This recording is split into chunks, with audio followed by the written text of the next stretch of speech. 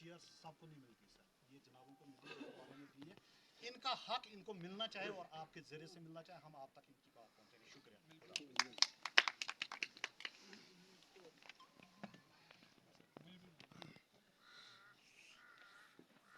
Video साहब block चंगा और हमारी पंचायत के बाशूर आवाम, मैं 2011 का सरपंच हूँ सर। 2011 में ये आईडीज जो है मकान की तैयार हुई थी, तो चलो कुछ लोगों को लाभ मिला, कुछ को नहीं मिला। जी सर 11 में 16 से स्कीम स्टार्ट है ना?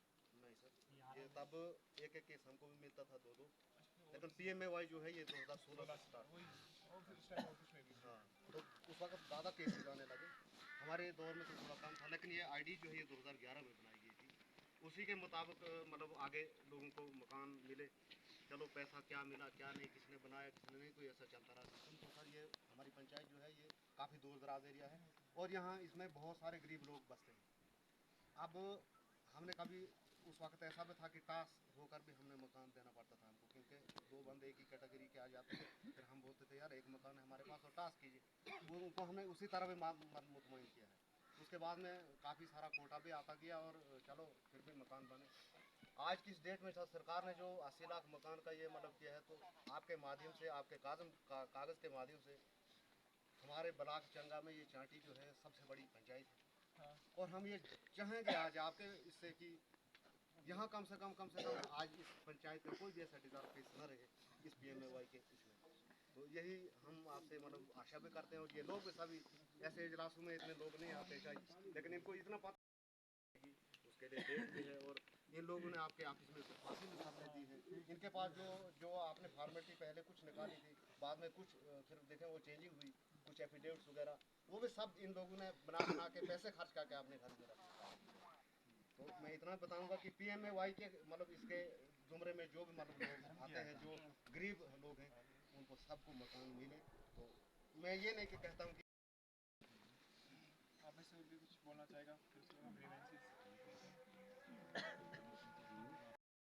उठा के लोन उठा के जनाब लिए अपने मकान को लकड़ी बचाने के 3 के 4 फटे लगाए हैं सर। उस चीज़ को मद्देनजर हमें पता है इन लोगों का, गरीब लोगों का किस किस तरीके से इन्होंने कैसे कर्जा उठा के मकानों के ऊपर 4 टीन के फटे लगाए लकड़ी बचाने।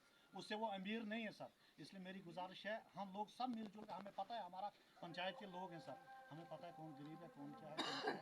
आगे की आप कार्रवाई जनाब खुद करेंगे, पूछेंगे जिस तरीके से।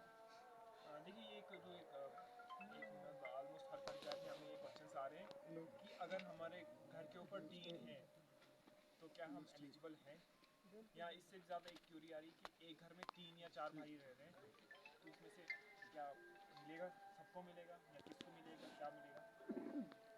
इस चीज़ का हमने जो हमारे ऑनरेबल मिनिस्टर साहब जावेद डार साहब ने, उनसे भी जब हमारी मीटिंग हुई लास्ट टाइम, हमने उनसे भी बात की, उनसे पूछा तो उन्होंने बोला कि ये एक ऐसा है इशू है, इसलिए हम थोड़ा फर्दर गाइडलाइंस जो अभी ऑलरेडी गाइडलाइंस हमें आई हैं उसमें इसका स्पेसिफिकली मेंशन नहीं है, बट अब हमने जब इनको ये पहुंचाई बात तो उन्होंने बोला है कि कुछ टाइम में हम इसका भी एक्सप्लेन कर देंगे।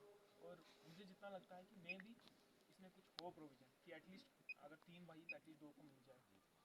अभी मैं ये नहीं दूंगा कि गारंटी ऐसा होगा, बट मुझे लग रहा है कि ऐसा कुछ प्रोविज़न में भी आ जाए। तो ये चीज़ हम चेक करेंगे जब वो गाइडलाइंस आ जाएंगी, उसके बाद हम आपको बता देंगे।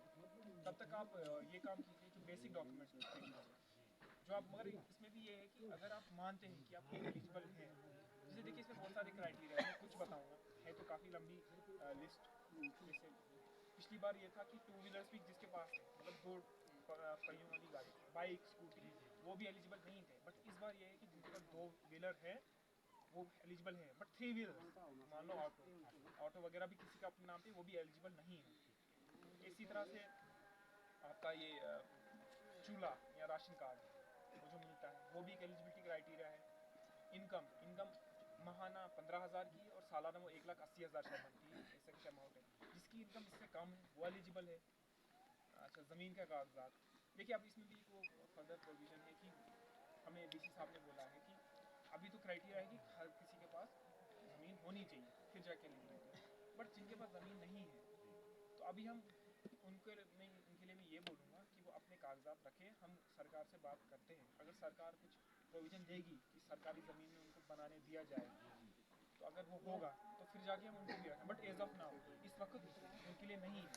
बट फिर भी पूछते हैं, अगर हमें किसी से आएगा तो उनके कागजात पकड़ लेंगे। वो अब सरकार तक है, अगर हम सरकार अलाउ करेगी तो बिल्कुल हम उनको वहाँ पे दे देंगे। इस तरह के बहुत सारे क्राइटेरियाज हैं, इस तरह के काफ़ी सारे क्राइटेरियाज हैं। अगर आप वो फुलफिल कर रहे हैं तो ज़रूर आप सबको हम ये एलिजिबिलिटी में इंक्लूड कर लेंगे। अब इसी तरह से आपके ग्रीवेंसेस होंगे मे बी इसके बाहर भी, और ज़रूरी नहीं पीएमएवाई के अलावा भी अगर आपके लॉ के रिलेटेड ग्रीवेंसेस हैं तो आप हमें बता सकते हैं। एसडीएम साहब